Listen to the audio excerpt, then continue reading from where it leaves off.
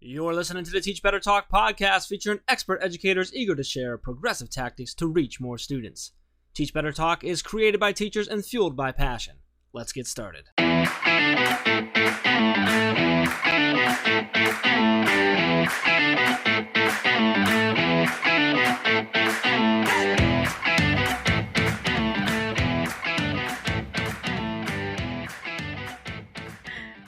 everyone!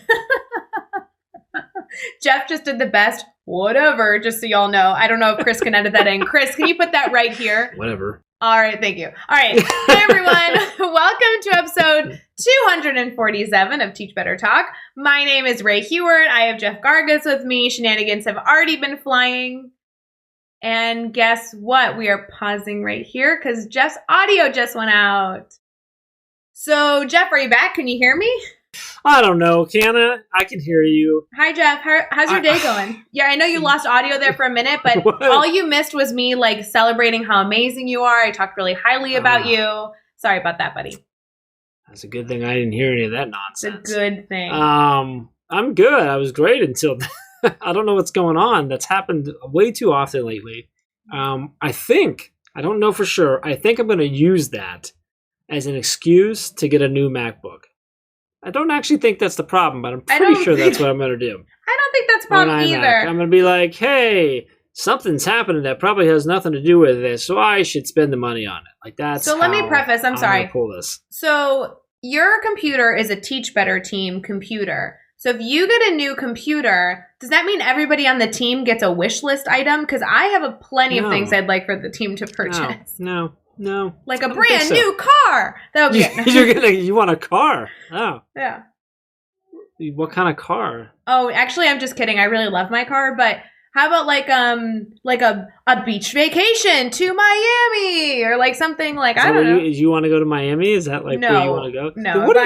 You're like rattling off wish list things that aren't wish lists. Here's what I want. You know what your dream vacation is actually just like a week at Zion Coffee. Okay, yes. I would like an all expenses paid trip for 7 days to the Cayman Islands. Can you make that happen? No. Why not? You're getting a new MacBook. It's almost the same. It's almost the same. If I get the iMac that I want, it's about the same at that point, probably. Thank you, Teach Better team, for paying for my vacay. Yeah. Any podcast listeners, if you want to come, just call me. Okay. We can talk about that at some point, but I'm pretty sure like we have way too much going on right now for you to go take 7 days at the Cayman Islands. We do have so much going on, Jeff. I was just working on a project today that comes out in April, and people were so excited. I felt badly. My last message was, hey, this doesn't start till April. So awesome project coming out in April, which is great. But like anything, can we talk about something that's happening like now? So this is coming out on the 11th of February. Like anything happening in February or maybe March? I don't know. Like actually, there's a bunch of stuff. Can I preview some stuff and give I can't give final details because not all the projects are confirmed. But there are totally some projects that our podcast listeners would be excited about. Can you give semi-final details? I can give semi-final details. Yes. Or like at least like Elite Eight stuff. I will give the best I can give in this moment. Is that okay? Yeah. All right. That's good. So there's a lot going on right now. If you've listened to past episodes, you know that there's like epic things going on in February. We have the ambassador program that just launched. We have the popcorn hangout happening. My TED Talk's coming out. There's a bunch of conferences we're all a part of. Blah, blah, blah, blah, blah. Guys, end of February, we have a brand new live series starting where we are going to build grids live with one-on-one coaching with educators from around the globe. And I am so excited. With Lego pieces or like the Recta set? Like what are we using here? No, so you guys know we have the grid method. The creator, Chad Orsowski, is obviously like our BFF. Grids. Yes. Gotcha. And awesome. That's like, you guys know, like the Teach Better team, we love giving stuff for free. Like you guys know, most of us just joke around with all of you all the time. But the way that our company like stays afloat and like pays people for their jobs is by partnering with districts. We do professional development, and a lot of the professional development we do is focused on mastery learning. Jeff is making a face. I know. We pay people? We pay a lot of people to do incredible work, Jeff. That's what we do. Yes. My cat's yelling at me right now. Well, okay, let's focus back on Chad Orsowski. So Chad Orsowski, the creator. Now we're giving Chad away for free. The creator, we are giving him away for free. Because, Jeff, I get questions all the time like, we do have the free course. We do have the full workshop. We actually have a ton of resources in our academy and on the teachbetter.com website. But I love the process of like building a grid where you get to have somebody pick out their standard and begin to scaffold what it looks like. So we're doing an entire like 8 or 9 part series where every week Chad is going to go live with a different type of educator in a different type of subject area, all grades K-12. And we're going to talk shop and talk about how to build grids. And I am so stinking excited. So if you're an elementary teacher, you might like watching an elementary grid being built, but you might also like watching a middle school grid being built on a topic that you also teach, and you'll, adapt it for an elementary level. So I think that process is going to be incredible. Keep your eye out for that. That's going to start at the end of February, like the last week, and it's going to go almost all the way through like mid-April. So you guys are going to get a lot of hours and hours and hours of one-on-one coaching, and it's all going to be live. So you actually can ask questions as they go, and I'm super stinking excited about it. Are we streaming that everywhere, all across social media? Is that what that is? Yeah, that'll be on YouTube, Twitter, Twitch, and Facebook. And if you miss it, it'll also be under the free downloads tab on the website. So if at any point, if you miss like the video you wanted to see, like an elementary art teacher building a grid or a high school social studies teacher building a grid, we're going to curate all of those and have them saved multiple places on the website, including the free downloads and in our academy, so you have access. You want to know a secret? And this is like a legit... I don't know if it's... I think it's probably a secret. I don't know if many people would know this. What? It's actually one of my favorite things about what we... Like, one of my favorite things to do is to actually work with teachers and help them build grids. Really? Which is weird, because, like, people know that I'm the only one... Well, I think the only one. You're the only one. Two of us on the team that was never a classroom teacher. So, like, the curriculum side is not out of what's the word I'm looking for? Not out of my wheelhouse, but just different for me. Sure. But I love like helping a teacher work through that process. Yes. And what I love even more than that, personally, is watching either you or Chad do that, because like seeing the wheels turn. So I'm really excited about this thing. And like that legit is something that I love doing. That I probably one of the things I miss most, because I don't go to as many trainings anymore. Yeah. Obviously, even more so now because of COVID. But like to get to see that. And then when you see their mind click and they go, oh, okay, now I see my grid. Like that's super cool. And what I love about the process is you're problem solving in the moment. So you get to experience like all the hurdles, all the dead ends that then you change something. Like I think it actually shows the organic nature of how to build a system that supports every single learner in your classroom. Mm-hmm. And this is all just going to be live conversation. So come hang out with us. That will be fun.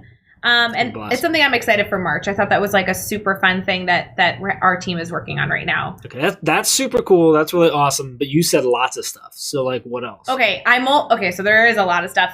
Maybe I should just full disclosure. I'm legit asking. This is not me trying to set Ray up. I'm actually asking. I've been out for a few days. I don't know what's going on. So things go. Let me preface though. This is all in addition to like, guys, we have our biweekly family check-in that we're doing the mastermind recap in. We're doing the best intentions series. We're doing Mastery Chat every week. That we have this podcast that has 2 episodes a week. We have 45 blog posts coming out in February. 45 blog posts. Yep, coming out in February. So there's a lot going on. But the other thing that's worth mentioning that nobody knows about, including our team, so sorry that I'm like totally spilling all the secrets right now. As of today, what is today? February 1st. As of today, there is a brand new series coming in April that is literally going to rock your socks. I haven't even approved this to you, Jeff. Are you okay if I announce this without talking to you about it? Should I approve it right now? Yeah, just consider it as approved. This will be everybody listens to the quote-unquote approval process, which is where Jeff just says okay. So I decided. We need more Dave and Caitlin, because even during... Oh, approved, right? Like, forget. I don't even care what it is. So, like, 12-hour live, that was, like, the hour that was mentioned the most, that people got absolutely. So much value. Hands down. Dave and Caitlin are such gurus in so many spaces, and they continue to do so much great work. I was like, how can we put them together in a consistent way for them to talk shop? Because they're incredible to listen to. And so... After, at the tail end of our Build a Grid live series that will be going on that we just mentioned with Chad, we're actually going to spark up a Focus on the Focus series. And this is going to be all about grading practices for an open-minded progressive educator trying to change their practice. So it is going to be a lot of sessions. There's, I want to say somewhere between 5 to 8. I don't know that we've confirmed which ones. Okay.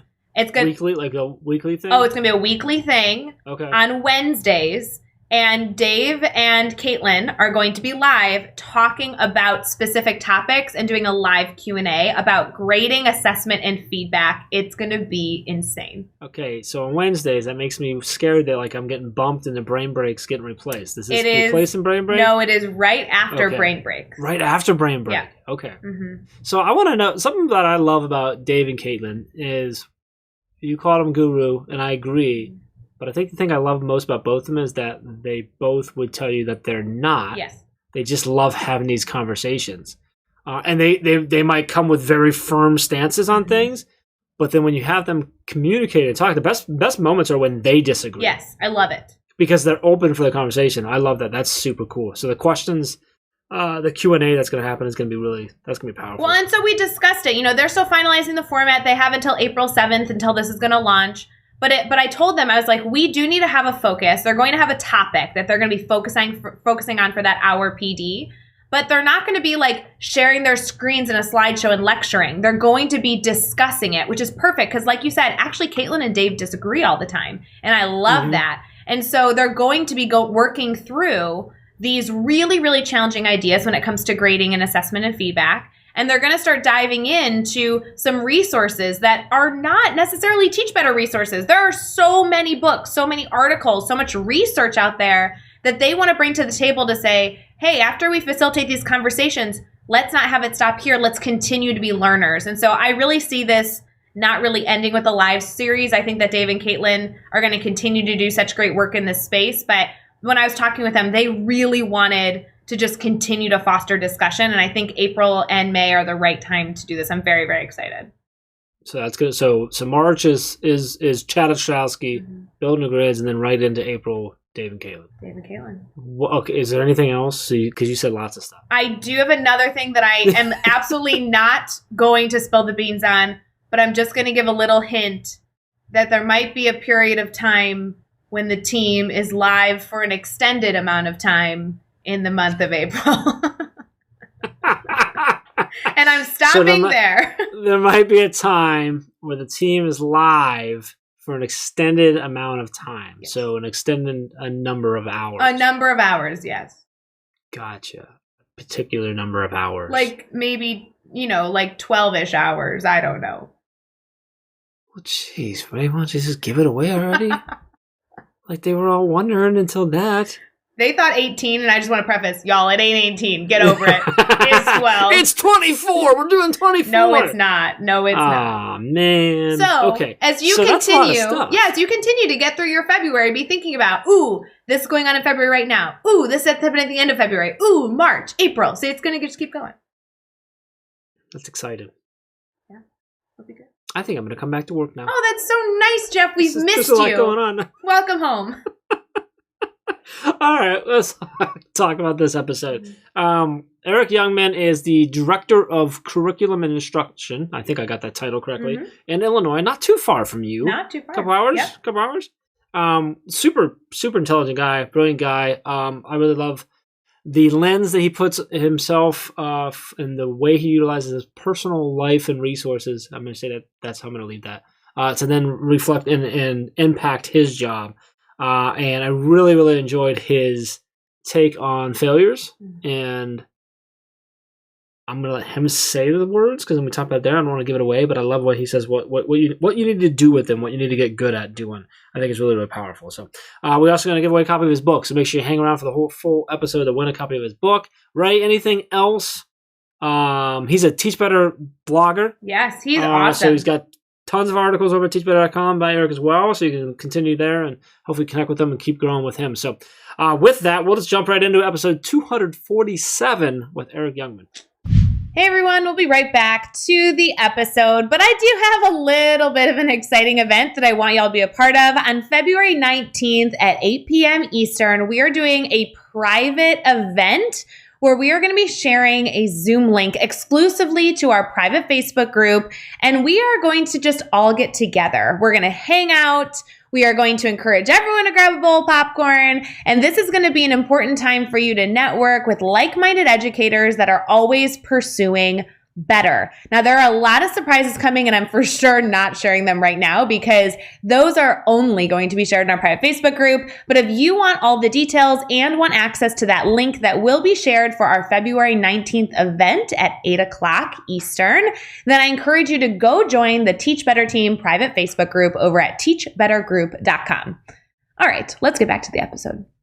All right, we are here. We are chatting with Erik Youngman. And Erik, so awesome to have you on the podcast. Super excited to learn more about you, to dive into your story and just get to know you a little bit better and share that out with everyone else listening. Before we get too far into things, how are you feeling right now? It's a unique time. I'm understanding what's happening within our school district. And then I have my wife and 3 daughters at different school districts. And it's just a unique time, but everyone's kind of persevering and working together. Well, Erik, as we get started here, I know that our first question has our listeners just continue to get to know all the work that you're doing. So tell us a little bit how you answer that age-old question of, hey, Erik, what do you do? Well, professionally, this is my 8th year as Director of Curriculum, Instruction, and Assessment in Libertyville District 70 in Illinois. I started my education career as a first grade teacher for 4 years. Then I was an assistant principal for 4 years, and then a principal for 8 years.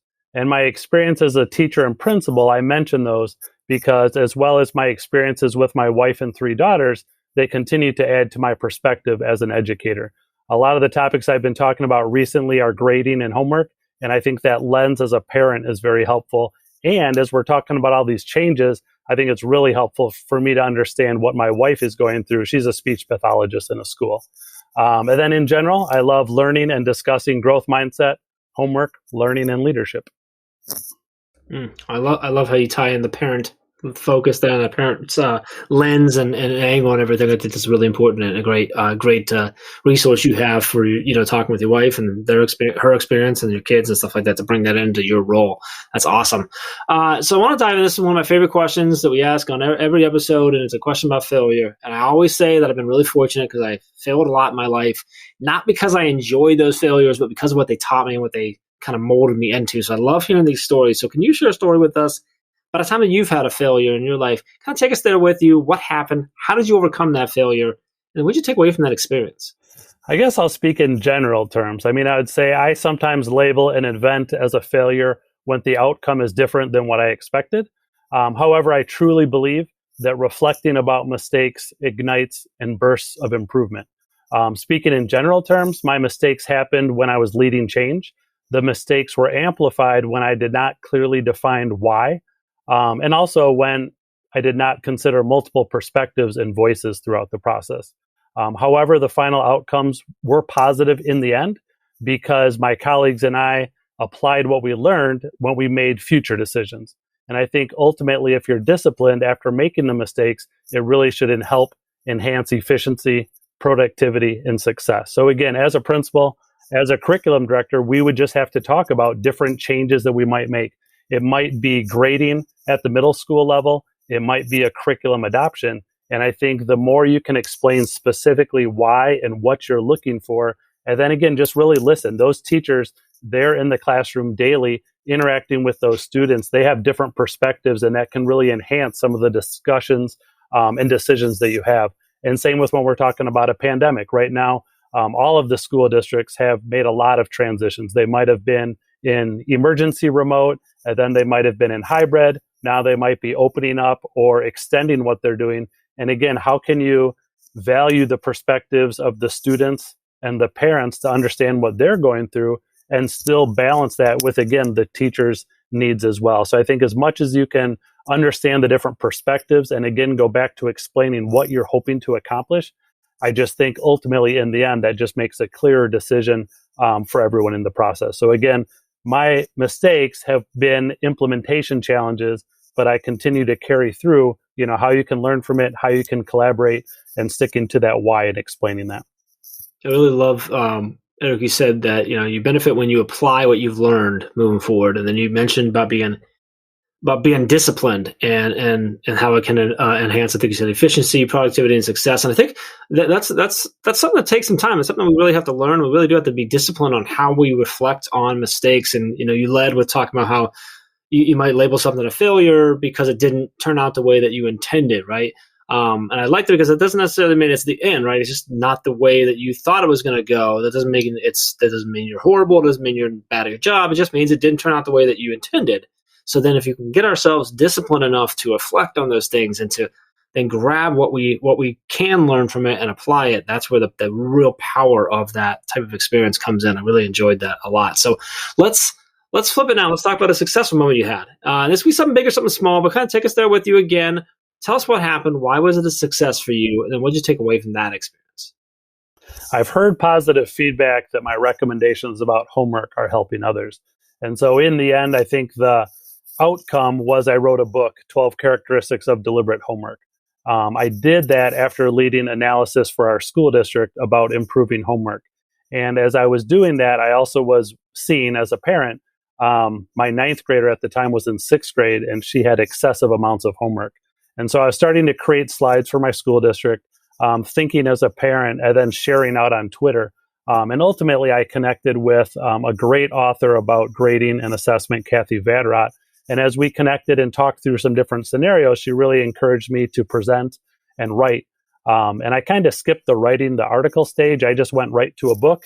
I think I had enough ideas, and I worked with Routledge to publish that. And now I'm kind of going backwards, and now I'm starting to write blogs. So I know I've written some for Teach Better about growth mindset. But again, I mention it because the book was important because it was to help my school district. But then I kind of connected it to other needs. And there are other authors who really wrote about the research of why you should assign homework, why you should not. And I just really focused on when and if you assign it, you need to be deliberate about some specific characteristics. And so to simplify it, I say you need to be deliberate about reasonable homework. So it needs to be reasonable regarding completion time, complexity, and frequency. And that's typically the foundation. When I'm working with teachers or presenting, that's where we start first. And then you look at homework to make sure that it's meaningful. It has a meaningful purpose, learning targets, format, and sequence. And it has scaffolded support connected with a learning or growth mindset. And then also it needs to be informative regarding communication, feedback, and grading criteria. And all of these topics, again, people are pretty passionate about homework as well as grading. And so when you talk about grading and we talk about homework, you have to connect those and talk about how you can properly communicate and provide feedback throughout that process. And then finally, I just talk about a consistent implementation. But I think the book, I have been talking about it, I've been tweeting about it, and then I've been connecting with other educators trying to help their school districts. And I just think it's valuable, again, as the lens of a parent. What is homework that you would like to see assigned? Or if you were a teacher, what is homework that would be meaningful for you? And so then I can kind of shift that focus to the instructional and teaching merit of it all. So it's just opened up some great discussions because ultimately I'm trying to make an impact where teachers can reflect about their practices. It's not that they're doing anything wrong. And it's very challenging because we all have so many initiatives that we're focusing on. But again, if we can be more deliberate about homework, again, now my daughters are in 5th, 7th, and 9th grade, and now I'm seeing what my 9th grade daughters' homework are. And even if you see trends, for example, every Thursday or Friday you have a test. Well, if you have a test in all 8 classes, that creates some complexity. So the more that schools and school districts can collaboratively review this process, I think it's going to make a better impact for our students, because if you do this in isolation, you cannot make that change. You know, Erik, something I really hear through your answers is really looking for that intentionality to exist within what we do, whether it be homework or anything else. And I love that focus because I think that actually can be something that everyone can not only be implementing in homework, but really in every avenue of education, which I know you do professional development on a lot of stuff, homework being only one of the many things that I know you enjoy working with educators on. When it comes to what is exciting you right now about education, kind of like what's exciting you about what you do, what would that be? There's a lot going on, but I think I love the collaborative hope, optimism, courage, creativity, and resilience that educators and students are exemplifying this school year. This is not easy. I see what our students are going through. Everyone has their own challenges, but they're really working hard. I know a lot of the parents and a lot of people are expecting more. Not everyone is 100% happy, but a lot of people are working hard. Overnight, in early April, they made some changes. Over the summer, they enhanced them even more. And then now we're revisiting that to enhance instruction and learning more. So it is not perfect, but I truly think the students and teachers are doing an exemplary job. I think we need to continue to enhance the amazing changes that we made. So when this pandemic is over, whenever it is, I do not think we should automatically go back to how we taught before the pandemic. I think a guiding question might be, how will we continue to inspire a passion for learning and enhance student understanding? So I think overall, again, I'm really just trying to support teachers, and I'm trying to celebrate with them that hope and optimism. But again, I'll go back to my wife. She's burnt out.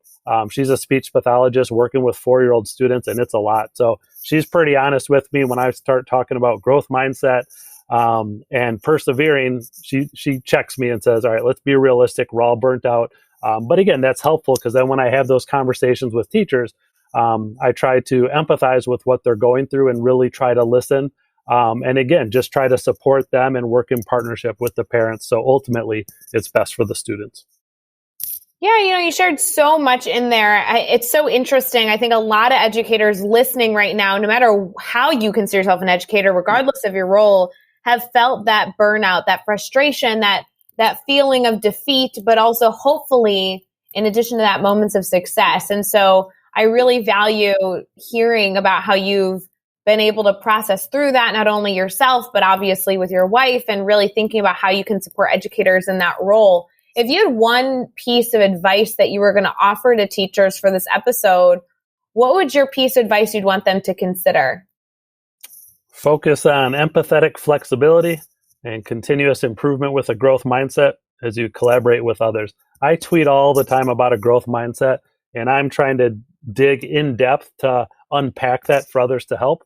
But I think if you start with that empathetic flexibility, how can you understand what others are going through? How you can pivot. I know that's probably a bad word now because we've had to pivot so many times, but how can we change to really help others?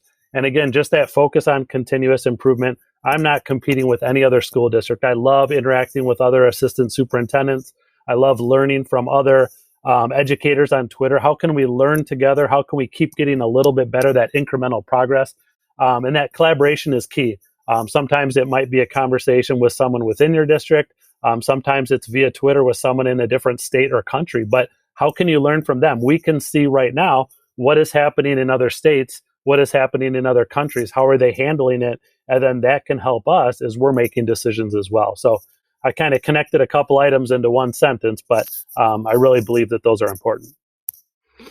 I love that, Eric. That's so true. And I love that you're focused on the collaboration and not being in competition, but rather learning with and from. So we're going to get into our 6 questions here, but first I want to talk about your book. I know we're going to give away a copy, which is awesome, and we really, really appreciate that. But before we do that, can you share just a little bit about the book? What's the book about? Who's it for? And where can we grab it? It's via Routledge, but you can really just Google it. It's called 12 Characteristics of Deliberate Homework. The focus is really for teachers and administrators. Again, if you choose to assign homework, how can you make that meaningful and deliberate? And in each of the chapters, I talk through the different aspects of it. Again, starting with that reasonable completion time, complexity, and frequency. As we're talking through it, I really did write it so it can guide professional development and reflection. I'm asking a lot of questions. I'm not saying what people are doing is wrong. It's more asking them to reflect. How can they think about that student who's a low achieving student? How can they think of that homework experience for that person who is playing 3 hours of travel sports every night and doesn't have time for practice? So it's really just trying to empathize. And you have to, at the same time, as a school district, understand what your stakeholders want.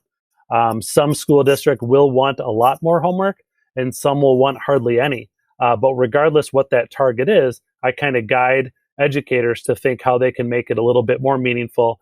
And sometimes that question is really a concise homework question. It's not 30 questions for math. It might just be one question to think about it.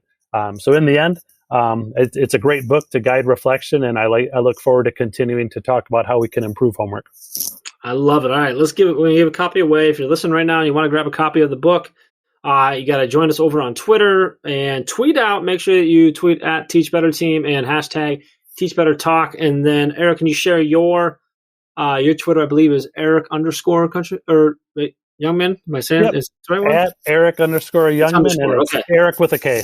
Yep, Erik with a K, and it's with _ Youngman. Awesome. All right, Eric, what do we need them to answer? Like a question, a thought? What do we want them to tweet out at us to try and win this thing? I can send out the question as soon as I am done with this. The question can be, how can you make homework more reasonable or meaningful for students? Oh, all right. So tweet that out. Your answer to that. Make sure you tag us, tag Eric, tag hashtag Teach Better Talk, and we're going to pick someone randomly and give that book away. That's awesome. Really appreciate you doing that, Eric. That's cool. Love when we get to do stuff like that. So, all right, let's keep having some fun here. We're going to do the next 6 questions, and your goal is to answer each one in 15 seconds or less. Are you ready to go? Absolutely. All right. What is one ed tech tool you cannot live without? Currently, it's Google Slides. Give us a book you're reading right now. I am rereading Visible Learning for Teachers by John Hattie, as we're talking about knowing thy impact and understanding effect sizes. Who do we need to follow on Twitter or Instagram today? I continue to learn and share a lot about curriculum and instruction, but lately I've been reflecting a lot about leadership. So on Twitter, Steve Keating is someone I've been learning a lot from. What's a good YouTube channel, website, or podcast for educators to check out? There's multiple great Teach Better podcasts I've been listening to, but recently as I've been focusing on hybrid and concurrent instruction, I've been listening to a podcast by Caitlin Tucker called The Balance. Give us a daily, weekly, or monthly routine every teacher should get into. Ask questions as you curiously learn and collaborate with others. And what is the best piece of advice you've ever received? I like quotes, and so right now my favorite quote is by Dr. Carol Dweck. Love challenges, be intrigued by mistakes, enjoy effort, and keep on learning. Ooh, that's a great quote. I love that one. So powerful. You know, Eric, I want to make sure our listeners can stay connected to you, not only because of the book, but really because you are constantly sharing out. I know you're huge on Twitter. Would you mind sharing your handle one more time so everyone can ensure they stay connected? And then obviously the link to the book and everything else is also on your Twitter. So it's like a one-stop shop. Yes, on Twitter at Erik _ Youngman. And it's Erik with a K. Makes it super easy for you. And you can find all the links, all the resources, everything we talked about in this episode over at teachbetter.com, as well as the links to make sure you get that just right and connect with Eric and keep the conversation going. So head over to teachbetter.com for all of that. Be sure to hit subscribe so you don't miss any upcoming episodes. And if you can give us a rating and a review, we'd really appreciate that as well. And let's keep taking this one step further. Think of just 3 of your colleagues who need to hear these amazing stories and connect with these amazing educators, and just share this podcast with them. Eric, this was awesome. I'm so happy we got to have you on the podcast. Super excited for someone to win that book. Excited for people to be connecting with you and to continue to learn and grow with you. And just really appreciate you taking some time out of your day and hanging out with us and chatting with us. Thank you. I enjoyed the conversation. Thank you. Until next time, let's get out there and let's teach better.